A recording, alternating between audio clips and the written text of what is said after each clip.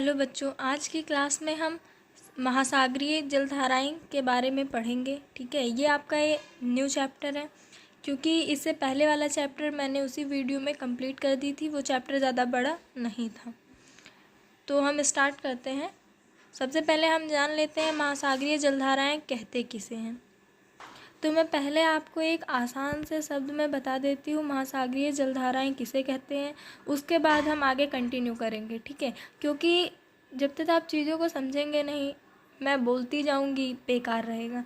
ठीक है, तो सुनिए, महासागरीय जलधाराएं कहते किससे हैं। जब बहुत सारी, ठीक है, बहुत सारी मतलब बहुत ज़्यादा, ठीक है, बहुत ज़्यादा जब महासागरीय जल की जो विशाल जल राशि होती है, ठीक है, मैं नॉर्मल शब्दों में बताती हूँ, जब बहुत अधिक महासागरीय जल जो होता है वो एक विशाल मतलब बहुत बड़े आकार में, ठीक है, या फिर बहुत ज़्यादा, ठीक है, प्रवाह करता है, बहता है, ठीक है, मतलब जिसे लहर कहा जाता है, बहुत भारी लहर। ठीक है, तो महासागरीय जलधाराएं की जब वो मतलब तेज़ गति से और महासागरीय विशाल जलराशि से प्रवाह करता है तो उसे महासागरीय जलधाराएं कहते हैं। ठीक है, अब हम थ्योरी के अकॉर्डिंग देख लेते हैं महासागरीय जलधाराएं किसे कहते हैं, जिसको मतलब जिसे आप अपने पेपर में नोट कर सकें। ठीक है, क्योंकि ये तो हमारी एक आम लैंग्वेज हुई, इस तरह से आप लिखेंगे तो एग्जामिनर पे गलत प्रभाव पड़े। इसको बोलने में और लिखने में फ़र्क होता है, उस दोनों तरीक़ों में। ठीक है,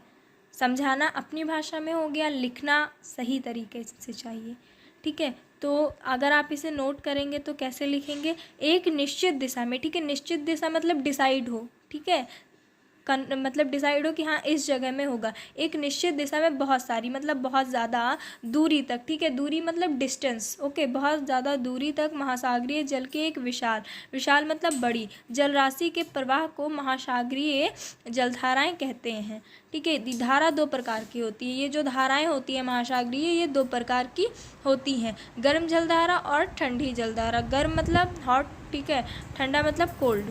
ओके, गर्म जलधारा, ठीक है, जो हमारी गर्म जलधारा होती है निम्न अक्षांशों के, ठीक है, जो निम्न अक्षांशों के उष्णकटिबंधों से उच्च सम और उपध्रुवीय कटिबंधों की ओर बहने वाली जलधाराओं को गर्म जलधारा कहते हैं। ठीक है, जैसे कि देखो, अगर आप स्कूल जा रहे हैं मान लीजिए, ठीक है, तो आपका रास्ता डिसाइड है, हाँ स्कूल जाते वक्त मान लीजिए एक वी-मार्ट पड़ा, उसके आगे ये शॉप पड़ी, तो हाँ भाई डिसाइड है आप ऐसे स्कूल जाएंगे और उधर स्कूल आपका वहाँ स्कूल मिल जाएगा। ठीक है, अगर आपसे भाई किसी ने पूछा हाँ ये स्कूल कहाँ है, आप बता देंगे ऐसे ऐसे जाएंगे, मिल जाएगा।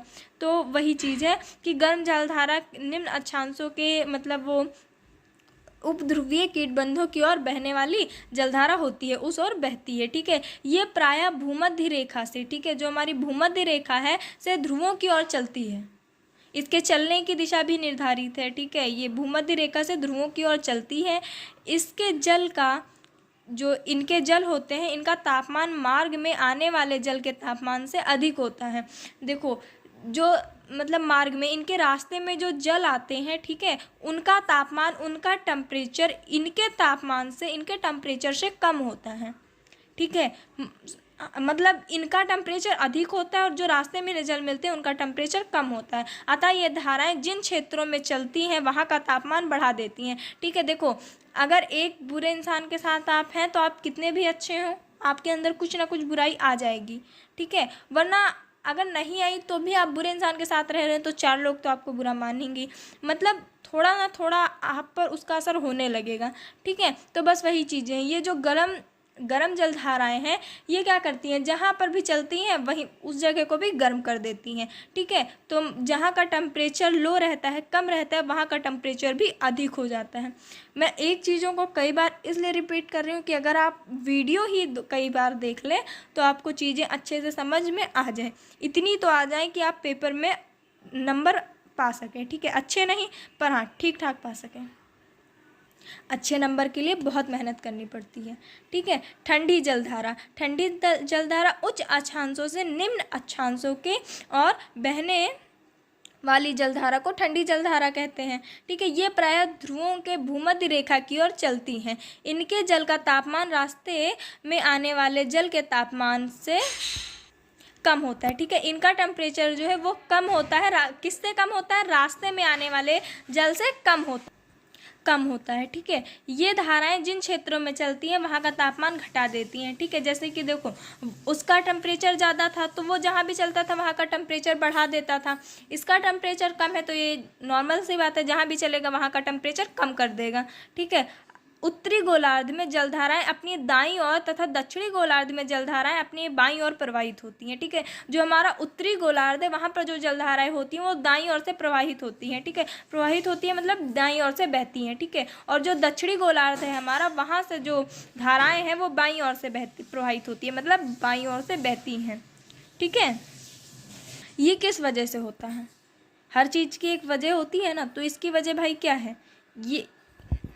ये कार्योलिस बल के एक प्रभाव से होता है। ठीक है, उस बल के कारण ही एक दाईं ओर और दूसरी बाईं ओर प्रवाहित होती हैं। ठीक है, महासागरीय जल धाराओं का संचरण की सामान्य व्यवस्था का एकमात्र प्रसिद्ध अपवाद हिंद महासागर से उत्तरी भाग में पाया जाता है। हिंद महासागर बहुत जाना माना महासागर है, बहुत बच्चे बहुत कुछ जानते होंगे। ठीक है, क्योंकि भौतिक भूगोल का मतलब ही यही सब जानना हुआ।